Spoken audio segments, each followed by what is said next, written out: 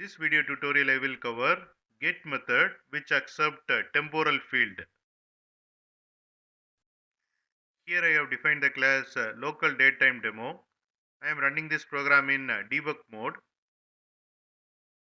Here I am calling now method of LocalDateTime class which returns current date and time.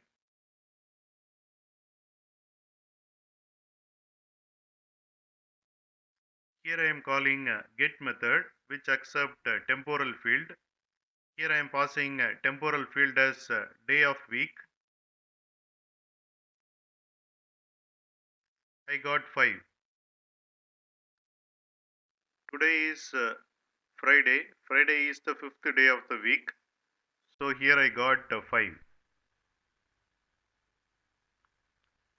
Here I am passing temporal field as day of year. I got 12.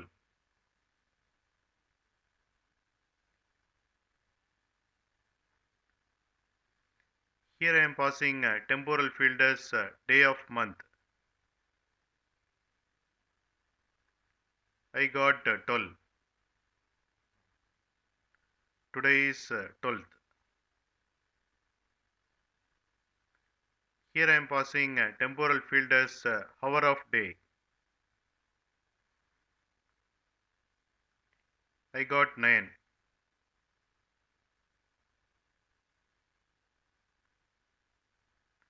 Here I am passing temporal field as minute of day. And I got 587.